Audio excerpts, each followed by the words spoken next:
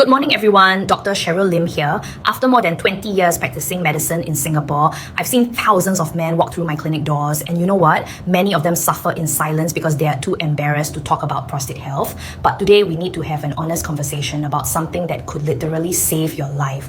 Harvard University conducted a groundbreaking study that found men who ejaculate 21 times per month have a 33% lower risk of developing prostate cancer compared to those who only ejaculate 7 times a month.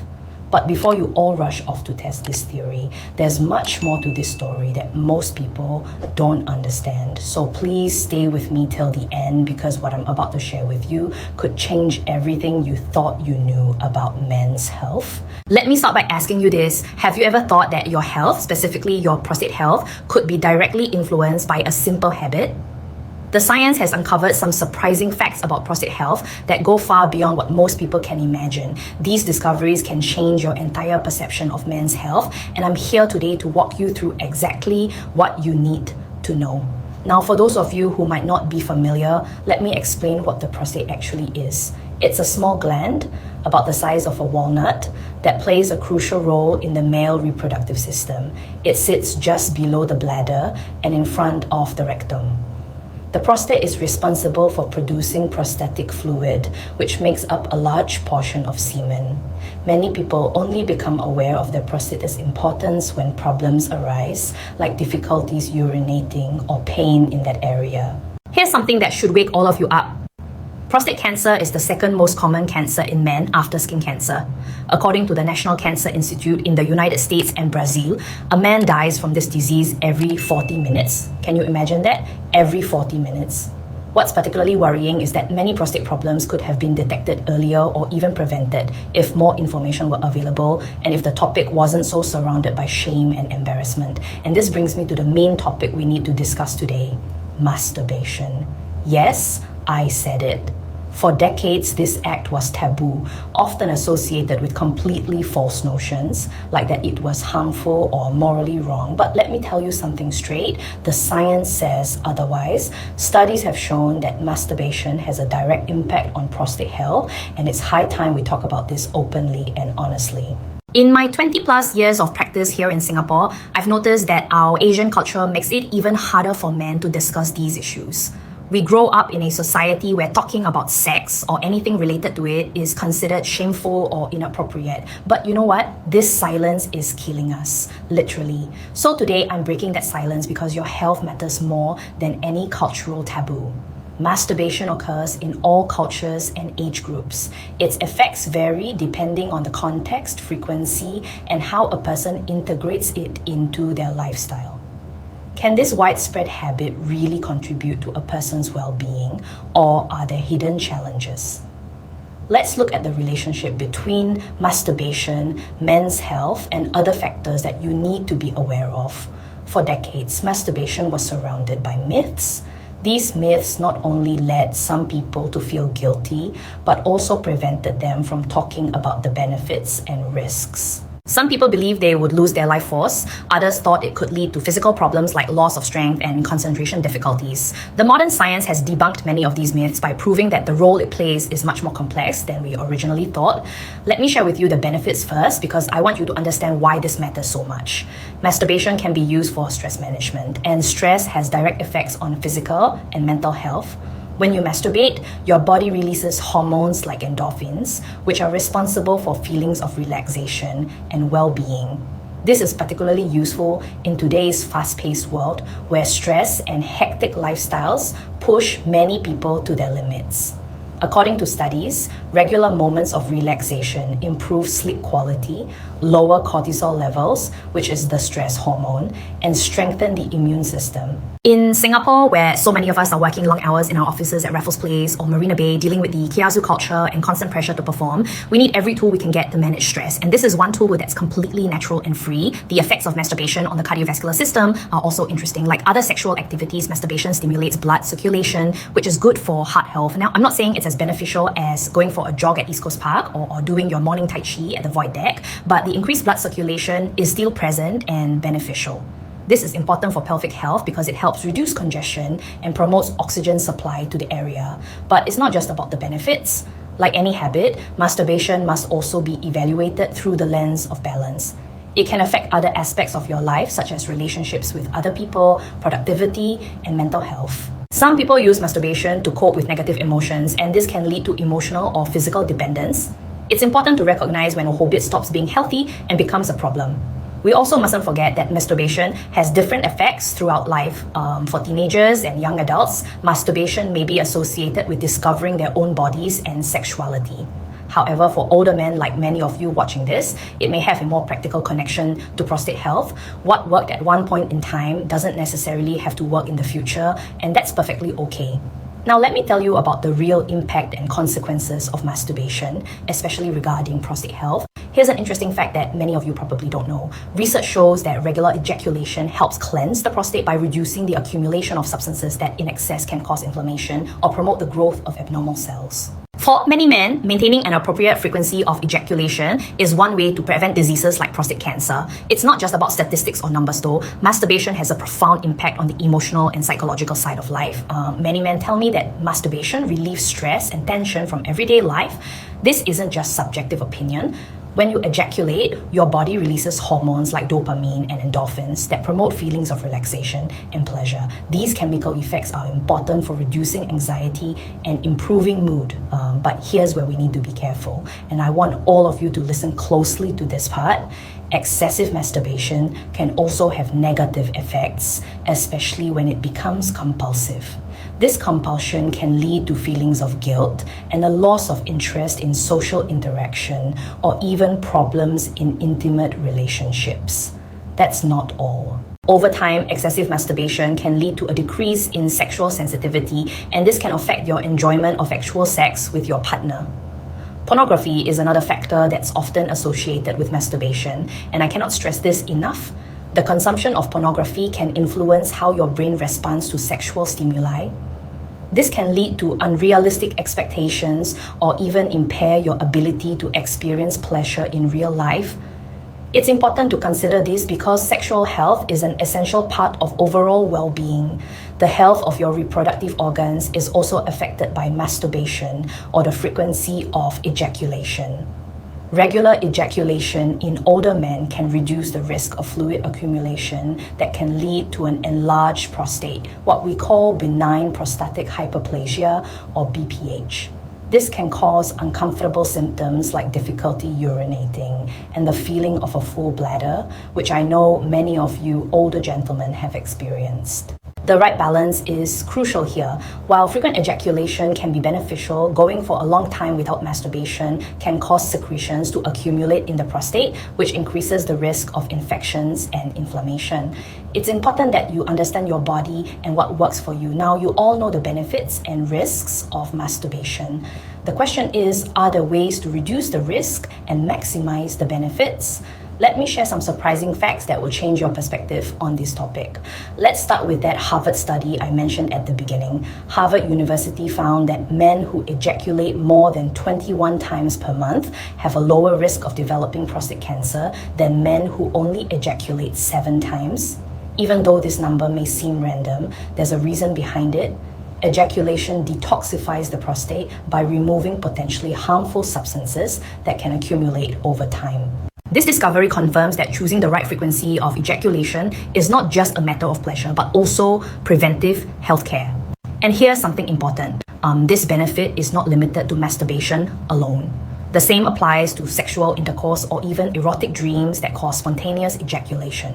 When it comes to prostate care, the frequency of ejaculation is more important than the source. This is a good reminder that your body is extremely adaptable and constantly strives for balance. Few people are aware of the effects of masturbation on the immune system. According to research, masturbation temporarily increases the number of white blood cells in your blood. These cells are essential for fighting infections and supporting the immune system. So masturbation is an effective way to strengthen your immune system and reduce stress at the same time. But that's not all. Masturbation has also been shown to help lower blood pressure in people with mild hypertension. During orgasm, oxytocin and other hormones are released that relax blood vessels and improve blood circulation, which in turn lowers blood pressure. Now, I want to be very clear about this. An orgasm is not a substitute for medical treatment. If you have high blood pressure, you still need to take your medication and see your doctor regularly, okay? But the effects of this behavior do go far beyond sexual pleasure alone.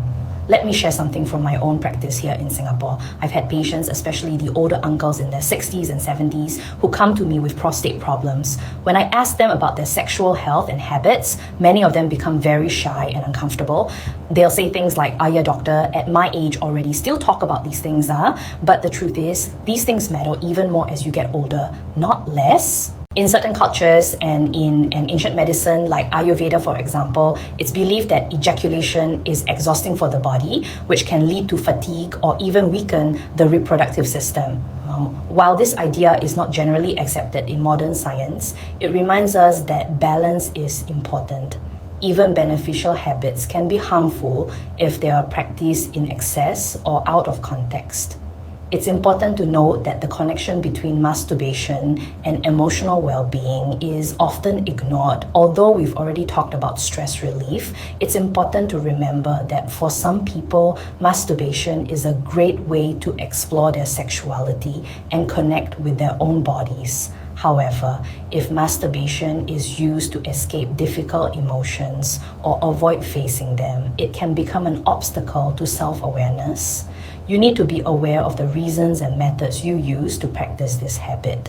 So how can you put all of this into practice so that your habit contributes to your health and well-being? Let me give you some practical strategies that can have an enormous impact on your life. First and foremost, understand that prostate health and overall well-being are directly related to a balanced lifestyle. Regular ejaculation is beneficial, but it's only part of the equation.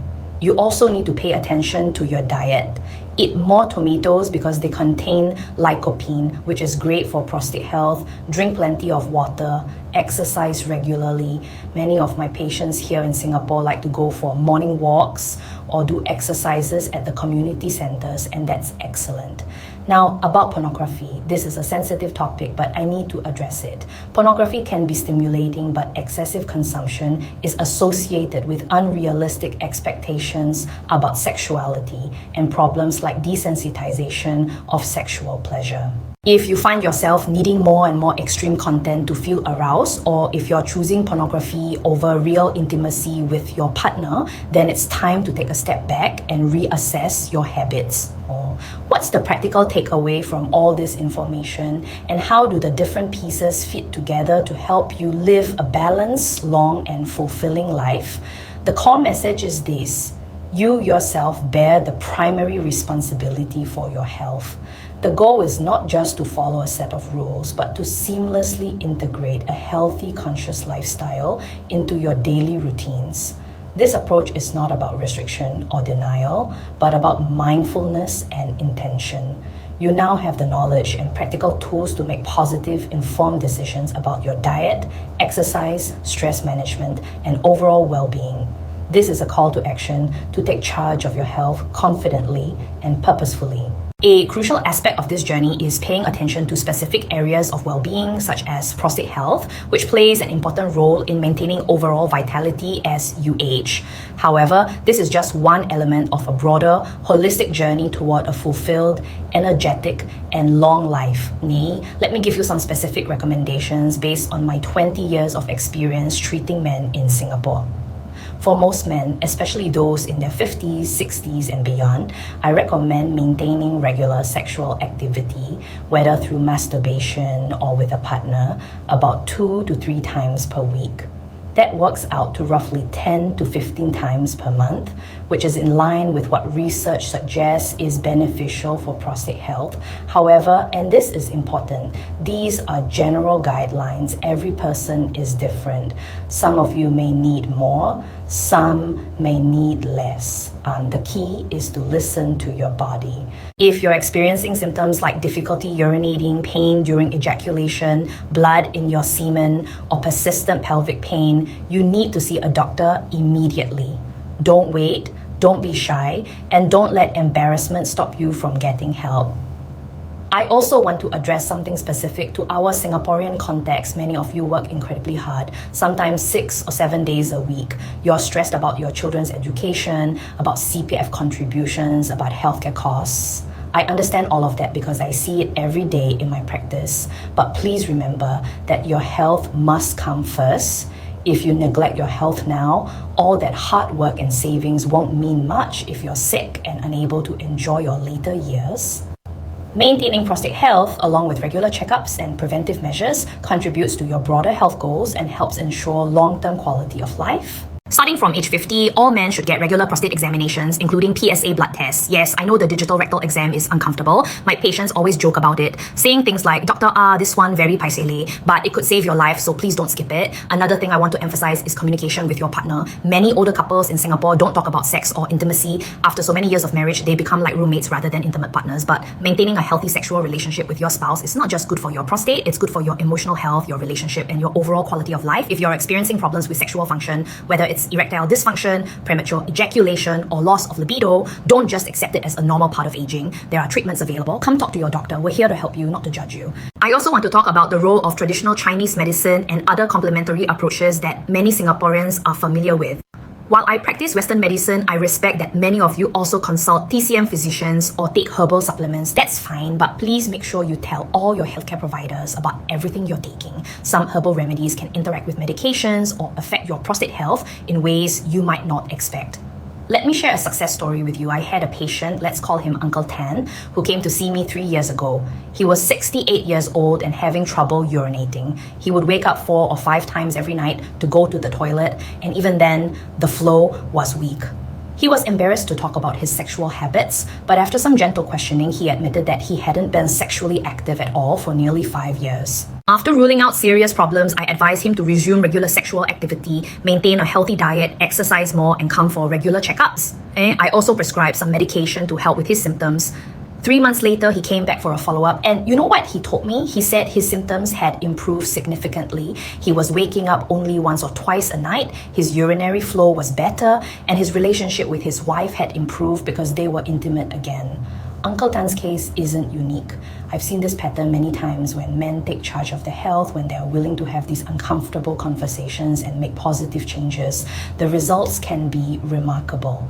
Now let me address something that I know concerns many of you, the fear of prostate cancer. Yes, prostate cancer is common, and yes, it can be deadly if not caught early. But here's the good news. If caught early, prostate cancer is highly treatable. The 5-year survival rate for early-stage prostate cancer is nearly 100%. That's why screening is so important. Beyond screening, the lifestyle factors we've discussed today, including maintaining appropriate sexual activity, eating a healthy diet rich in fruits and vegetables, exercising regularly, managing stress, and getting enough sleep, all contribute to lowering your risk. I want to be very clear about something. Nothing I've said today should replace proper medical care. If you have concerns about your prostate health, if you're experiencing symptoms, or if you're over 50 and haven't had a checkup recently, please make an appointment to see your doctor. Don't delay. Early detection saves lives. Also, for those of you who are younger men watching this, perhaps in your 40s or even 30s, don't think this doesn't apply to you. The habits you develop now will affect your health later. Start taking care of your prostate health today, not tomorrow or next year. In conclusion, I hope this conversation has helped you understand that prostate health is not something to be embarrassed about or ignored. It's a crucial part of your overall health and well-being. The relationship between sexual health and prostate health is real and scientifically proven. Regular ejaculation, whether through masturbation or sexual activity with a partner, can help maintain a healthy prostate. But remember, balance is key. Too much or too little can both be problematic. Listen to your body, maintain open communication with your healthcare providers and your partner, get regular checkups, and don't let cultural taboos prevent you from taking care of yourself. You deserve to live a long, healthy, and fulfilling life. After 20 years of practice, I can tell you with certainty that the men who take charge of their health, who aren't afraid to ask questions and seek help when needed, are the ones who age most gracefully and enjoy their golden years to the fullest. Thank you all for watching today. If you found this information helpful, please share it with other men in your life who might benefit from it. Subscribe to my channel for more honest discussions about health topics that matter to you, and remember, there's no shame in taking care of yourself. Your health is your wealth, and it's never too late to start making positive changes. Take care, everyone, and I'll see you in the next video.